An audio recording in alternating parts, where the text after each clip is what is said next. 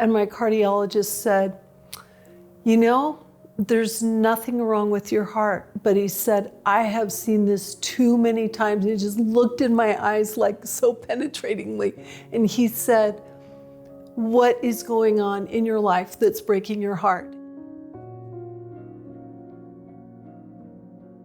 My name is Kristy Nichols, and we moved here about 6 years ago from Albuquerque, New Mexico. When we moved here, we were building a house and we were deciding whether or not to install an elevator because I was diagnosed with MS.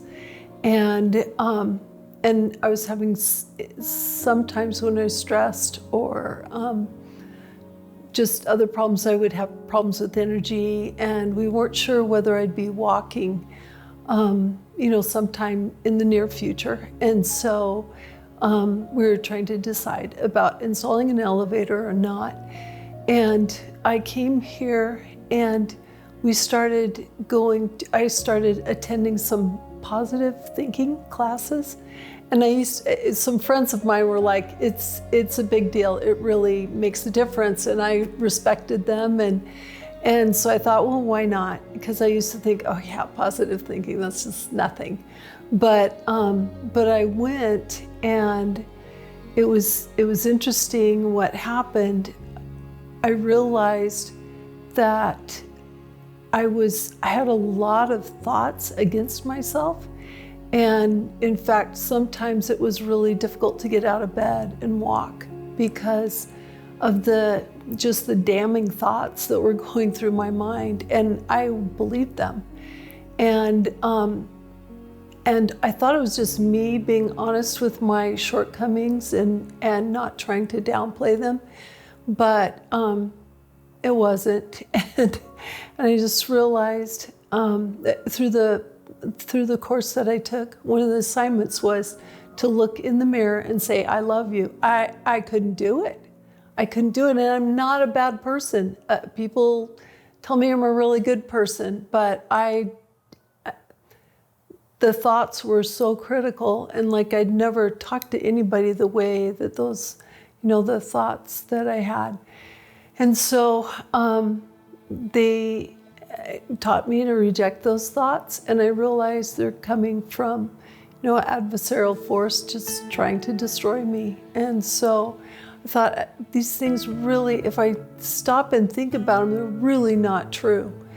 And so I finally got to a point, they gave me some positive I am statements. And what's interesting is they were the opposite of the thoughts, the negative thoughts that were coming to me. And at first I'm like, I'm a truthful person. And so I had a hard time saying those opposite statements because I didn't believe them. And they said, no, it's okay. This is like you're telling your brain what to think, and the thoughts come first and then the actions will come later.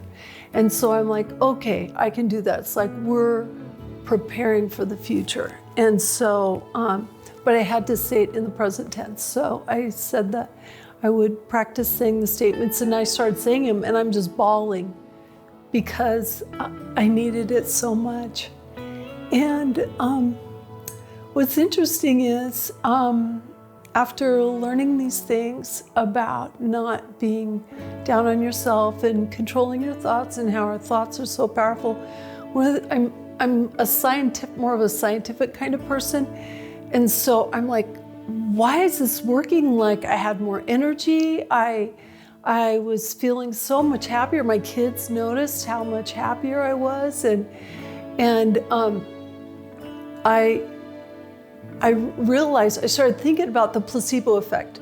People feel like if they're in a scientific study and they take the placebo and they report, they heal, it's kind of like they were duped into, like they're stupid for thinking they're actually taking the pill. No, that's scientific, empirical proof that your mind is so powerful.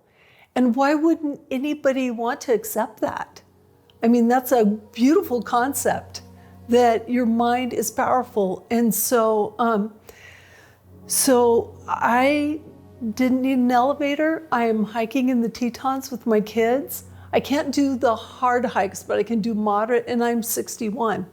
I can do moderate, I can do the easy ones, of course, but we're going canoeing, we're going kayaking. It's just, I have a great life now, and I love it here in Idaho because of all the wonderful hikes and things like that. And one of the things that helped me realize it's the positive thinking that helped me heal is because when we lived in the DC area years ago, and I was having heart problems, like my heart was racing, it was going over 200 beats a minute, and so I had to go to a cardiologist. They hurried me to the emergency room and got my heart rate down, and they said, at that point, your heart's not pumping blood, it's just spasming, and it's not giving time for the ventricles to fill up before it's squeezed out. And so they said that was really dangerous. So they did a 48-hour EKG, and my cardiologist said, you know, there's nothing wrong with your heart. But he said, I have seen this too many times. He just looked in my eyes like so penetratingly. And he said, what is going on in your life that's breaking your heart? And he was absolutely right. I didn't tell him that, but he said, whatever it is, you need to take steps to fix it, because my heart really was breaking. That was like the low point of my life. And, but anyways, he didn't, so he said, when your heart is breaking, it literally can break. He said, I've seen it over and over again. So, so then I started thinking, wow, it made me wonder if autoimmune disease was thinking against yourself, because it's your body attacking yourself.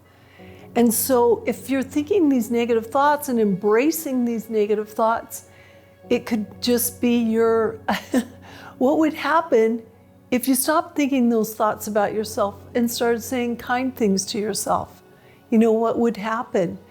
And so I saw literal physical proof of that.